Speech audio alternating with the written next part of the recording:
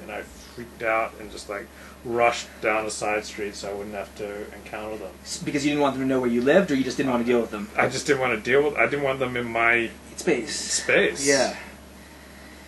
It's a rough one, and It's like you hire a hooker at night, and then you come in to audition people for your new movie, and then like your hooker comes in, she's an aspiring actress, and like it would makes most people uncomfortable when their hookers come in, and you don't want to, like you want to keep your hookers, I hear, in like a separate compartment. You keep the hookers and you don't want the hookers go where the hookers go, and the rabbis go where the rabbis go. Yeah, and you don't want your hookers showing up in your shawl, and you don't want your hookers showing up at your accountant's, and you don't want your hookers showing up at your sports club. And it's so funny because I'm realizing now. Someone just mentioned on my Facebook thing, "Oh boy, you have a lot of friends," and I said, "Well, my senior year of high school, I was voted friendliest," and then I was just saying, I made a joke about that. But I was thinking, in high school, I did feel not limited by all these different cliques that were around. I felt like I could pretty much permeate any of them. But what I didn't feel comfortable was then bringing different cliques together. I felt actually, I think, powerless. I felt like I didn't know what was going to happen, and I didn't want it to happen, because I would feel confused. Yeah, because I feel empathy for all parties, and I know how aghast some parties would be by the others. Right. And it just tears me up. Yeah. Like, you know, I've got the Orthodox Jews and I've got the porn people, and I know that this is not the way they roll. Yeah, and so I remember I was at this wedding. Friends of mine from Shul got married a few years ago, and I was feeling really happy and social, and when I get happy and social, I like to tell dirty jokes. I mean, it's everyone. But, like, every time I started to tell a dirty joke, I'd see my rabbi. Right. And it, like, totally cast a pall on... Wait, this was where? This was at the... This was at a wedding. Now, there are a lot of people from my shul and from the Orthodox community, but there are a lot of people there who are secular and would appreciate a good dirty joke. Right. And I was, like, in fine form. I was very entertaining. But every time I was, like, getting launched on a lascivious story, you know, I'd see my rabbi, or I'd see my rabbi's wife, and it was not a... That's challenging. Yeah. I get some people that are integrated, and they don't want to tell dirty jokes at weddings. Well, see, but I don't think... Because the idea of integration now is interesting to me, because I would like to be able to feel that free, where, like, you can just be you, and you don't have to worry about context at all. And I think I am, kind of, but anyway. I think... For me, the answer is more that, like, no. The thing is that I like dirty jokes. And you might not invite the rabbi to a function where you're going to be telling dirty jokes, but, like, you can't pretend that it's not your... Or, not you. I wouldn't want to pretend that it wasn't my thing if it was. I would say, look, you know... and I'm thinking, if I were in this situation, look, my porn friends are going to be here. I'm going to be, you know, swearing like a sailor and making all kinds of... talking about all kinds of sex things you've never conceived of. You might not want to come. I remember I was at this pornographer's office, and I was just walking out, and suddenly I saw someone from my shul walking in. Oh. An Orthodox Jewish guy out here. I was so embarrassed. I didn't want to You were embarrassed. No, I was embarrassed for him. I was just embarrassed about the whole situation. Yes, I just didn't like the situation, and I just tried to avoid it. And I guess he was duplicating the man's content. He was a duplicator, and so he was. But I felt that was very uncomfortable for me. And then I was at a Jewish Federation picnic, and hanging out, throwing a football around, and this guy comes up to me and says, "We're in the same industry." I thought, what? He says, "Yeah, my name's Arnold Schwarzenegger." What? Arnold Schwarzenegger. Arnold Schwarzenegger? He was a male performer in the porn industry. Good Lord. Yeah, wait, this was at a what picnic? Jewish Federation Young Leadership picnic. What? Like, I'm there to meet a nice Jewish girl. Yeah, and you meet Arnold Schwarzenegger. And I meet Arnold Schwarzenegger. He's also there to meet a nice Jewish girl. And it totally, like, or I remember I stepped into Stephen S. Wise one time, and the guy said, "Oh yeah, I just saw you on Entertainment Tonight talking about Linda Lovelace." And that was not the conversation I wanted to have right there at Stephen S. Wise Temple.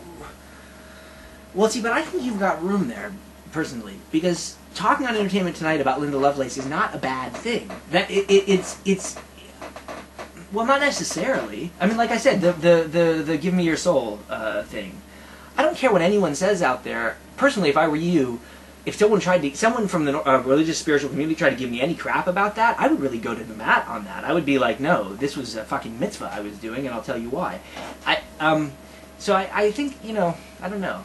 Well, I'll tell you another thing. I was on a date and with this girl I really liked, and we'd just gotten back from this trip to Israel, and she said, I probably shouldn't tell you this, but a lot of people didn't want you to come along on this trip. They just didn't want you around. But bitch, why did you? But they were, Sorry, what trip is this again? It was a Jewish Federation singles trip to Israel in 2000, and she said, when I heard you were interested in coming, I was all excited. But then when I told so and so, and she heard that you were coming, she was aghast. But you behaved really well on the trip. But sometimes you say these really inappropriate things. And I was saying, yeah, I need to work on that. And so we'd have this really intense 1 a.m. talk. It's now 2 a.m. I'm walking out of Jerry's Deli, and I hear this guy yelling, "Hey, Luke, come over here." It's Ron Jeremy. So I'm on a date, and so I walk over, and my girlfriend's right with me, but I don't introduce them, and she gets the hint and goes off to the restroom. And then she asked me out later, "Why didn't you introduce us?" And I said, "Oh, he's kind of sleazy. You wouldn't want to." No, I didn't explain who Ron Jeremy was. Right. I really didn't want Ron Jeremy in my pristine Jewish world. That's fascinating to me for a few reasons. One, she wanted to tell you that she thought you were making some inappropriate comments, and she starts by trying to shame you, by telling you other people didn't want you around, didn't want you. Now that was just them, that wasn't me, but now I'm going to tell you what they didn't like. Now to me that's bullshit. That's like, you know what? If you've got something you want me to change, tell me. Otherwise, don't pretend you're speaking for other people.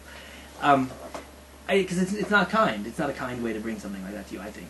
Do you agree at all? Like, no, it seemed reasonable. It seemed reasonable. All right. The other thing I was going to say is just that there are a lot of people who are turned off. Okay, yes, Ron Jeremy, but you have to realize if you're at a Jewish singles mixer, like. This is, that also is a lot of cachet that comes from knowing someone like Ron Jeremy. It's from a different world, and a world that a lot of the boys know, but have no direct access to. I mean, so it gives you the things, I bet a lot of the things that you feel a little bit of shame around are things that to other people are, some of them anyway, are very enticing. I did a Jewish singles mixer. I brought Kendra Jade once. And she was quite at the head of the party.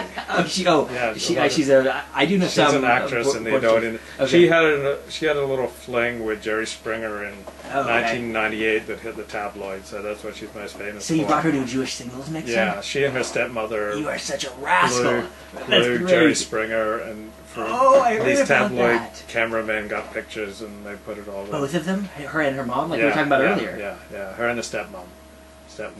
And so I brought Kendra to this Jewish singles mixture, but told her she had to be on a good behavior, but quite a few people recognized her and they were very friendly, and like they wanted to know what she did, and they wanted her card, and her card has like her very naked on her business card, and so this was a Jewish singles mixer at the Federation?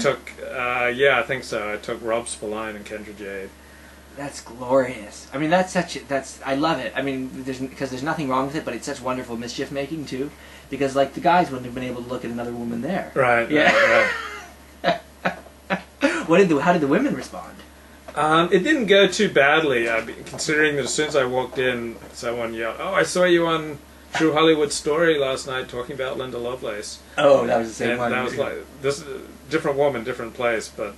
That's what she yelled out as soon as I walked in, and that really wasn't what I wanted to talk about that night. But, did that get you? Did you do better with the ladies at the mixer because you were with Kendra Jade? No, I didn't succeed with any of the ladies at the. But I remember I met up with this graduate of Beis Yaakov, which is a very right-wing Orthodox seminary. And she said, I think it's cool that you used to be with porn stars. So, so what? So you're just like, there's that. So there was there's like a whole mixture of reactions. They do, yeah. I mean, even the ones who hate it because they think it's cool, right? Yeah. I mean, I think so. Like, it's. I mean, why do you hate something? You don't hate something because you don't care about it. You hate something because something about it you was drawn to it, and you detest that.